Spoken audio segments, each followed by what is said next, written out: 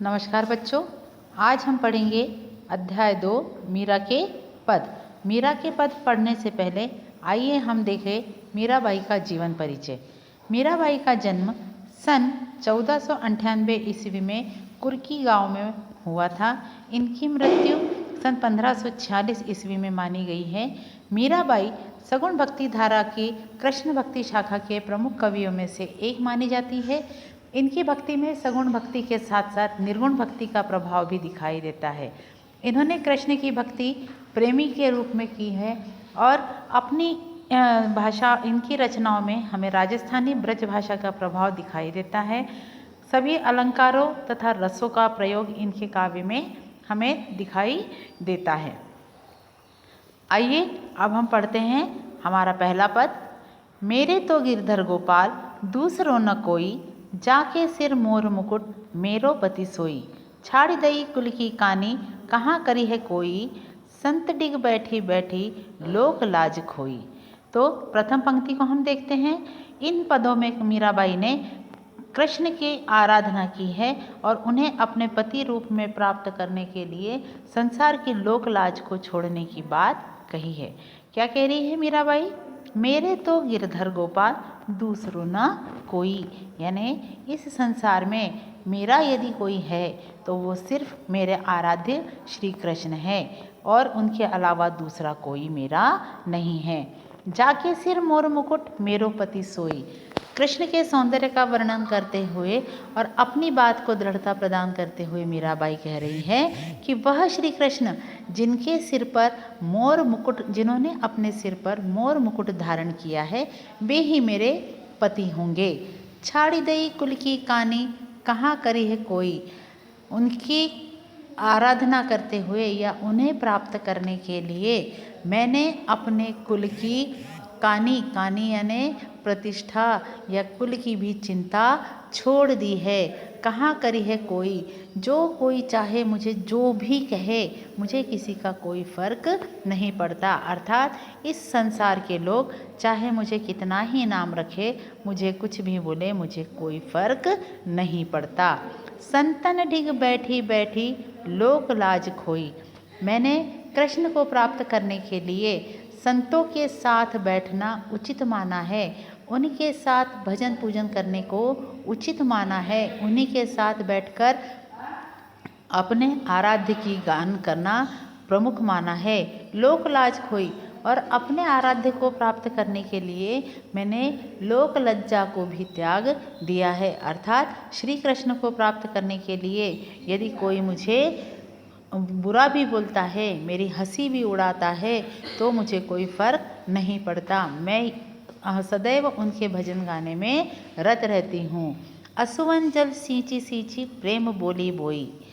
और उन्हें प्राप्त करने के लिए मैंने अपने आंसुओं का बूंद बूंद बहाकर इस प्रेम बोला को सींचा है या प्राप्त किया है। इसका अर्थ हमें यह मिलता है कि श्री कृष्ण को प्राप्त करने के लिए मीरा ने संसार के सारे कष्टों को सहन करते हुए उन्हें प्राप्त करने का प्रयास किया है।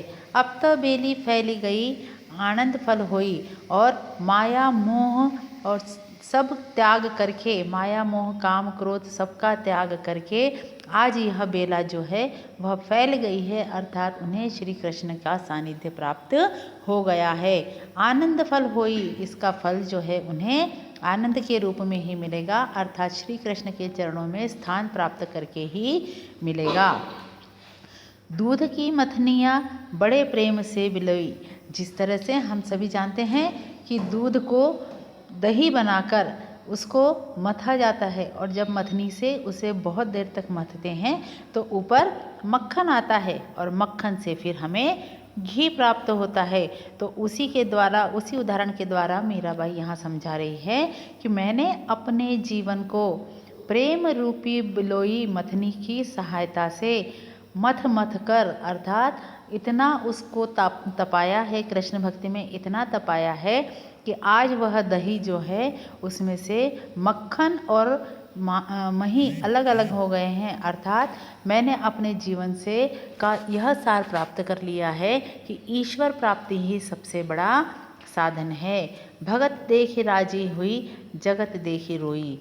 और मुझे आज मेरी दशा ऐसी हो गई है कि मैं भक्तों को देखकर तो मुझे आनंद प्राप्त होता है, अर्थात भक्तों के साथ बैठकर ईश्वर का स्मरण करने में, कृष्ण के भजन गाने में मुझे आनंद की प्राप्ति होती है।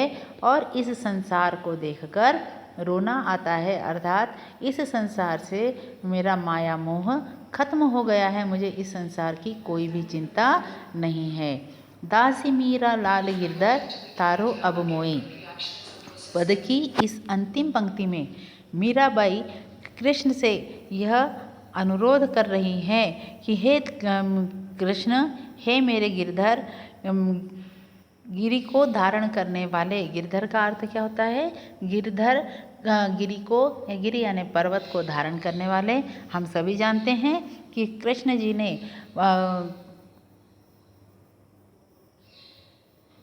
पर्वत को धारण किया था और पर्वत को अपनी चीटी उंगली पर धारण करके उन्होंने गोकुलवासियों का संरक्षण किया था, तो इसीलिए उनका नाम गिरधर भी पड़ा था। तो गिरि को धारण करने वाले गिरधर से मीराबाई यह आराधना कर रही है कि मैं आपकी दासी हूँ, आप मेरा उद्धार करो, अब मुझे अपने चरणों में स्थान दो। विशेष में हम देख सकते हैं कि इस पद में अनुप्रास अलंकार है, उपमा अलंकार है और यमक अलंकार भी है और भक्ति रस से परिपूर्ण यह पद है। धन्यवाद।